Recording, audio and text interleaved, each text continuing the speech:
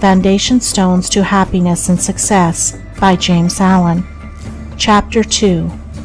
Sound Methods. From the 5 foregoing right principles, when they are truly apprehended and practiced, will issue sound methods. Right principles are manifested in harmonious action, and method is to life what law is to the universe. Everywhere in the universe there is the harmonious adjustment of parts, and it is this symmetry and harmony that reveals a cosmos, as distinguished from chaos. So in human life, the difference between a true life and a false life, between one purposeful and effective and one purposeless and weak, is one of method. The false life is an incoherent jumble of thoughts, passions, and actions. The true life is an orderly adjustment of all its parts. It is all the difference between a mass of lumber and a smoothly working, efficient machine. A piece of machinery in perfect working order is not only useful, but an admirable and attractive thing. But when its parts are all out of gear and refuse to be readjusted, its usefulness and attractiveness are gone, and it is thrown on the scrap heap. Likewise, a life perfectly adjusted in all its parts, so as to achieve the highest point of efficiency, is not only a powerful life, but an excellent and beautiful thing, whereas a life confused, inconsistent, discordant, is a deplorable exhibition of wasted energy. If a life is to be truly lived, method must enter into and regulate every detail of it, as it enters and regulates every detail of the wondrous universe of which we form a part. One of the most distinguishing differences between a wise man and a foolish man is that the wise man pays careful attention to the smallest things, while the foolish man slurs over them or neglects them altogether. Wisdom consists in maintaining things on their right relations, in keeping all things, the smallest as well as the greatest, in their proper places and times. To violate order is to produce confusion and discord, and unhappiness is but another name for discord. The good businessman knows that system is 3 parts of success, and that disorder means failure. The wise man knows that disciplined, methodical living is 3 parts of happiness, and that looseness means misery. What is a fool but one who thinks carelessly, acts rashly, and lives loosely? What is a wise man but one who thinks carefully, acts calmly, and lives consistently? The true method does not end with the orderly arrangement of the material things and external relations of life. This is but its beginning. It enters into the adjustment of the mind, the discipline of the passions, the elimination and choice of words and speech, the logical arrangement of the thoughts, and the selection of right actions.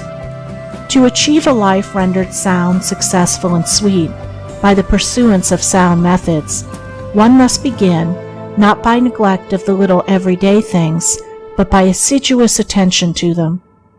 Thus the hour of rising is important, and it's regularly significant, as are also the timing of retiring to rest, and the number of hours given to sleep. Between the regularity and irregularity of meals, and the care and carelessness in which they are eaten, is all the difference between good and bad digestion, with all that this applies, and an irritable or comfortable frame of mind, with its train of good or bad consequences. For attaching to these meal times and meal ways are matters of both physiological and psychological significance. The due division of hours for business and for play, not confusing the two.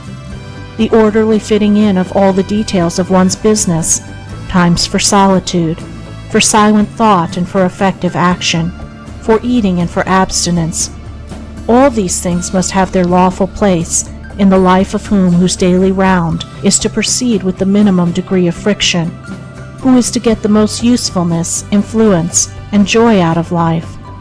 But all this is but the beginning of that comprehensive method which embraces the whole life and being.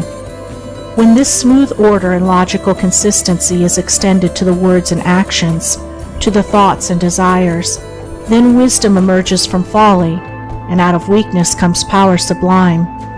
When a man so orders his mind as to produce a beautiful working harmony between all its parts, then he reaches the highest wisdom, the highest efficiency, the highest happiness. But this is the end, and he who would reach the end must begin at the beginning. He must systematize and render logical and smooth the smallest details of his life, proceeding step by step toward the finished accomplishment. But each step will yield its own particular measure of strength and gladness.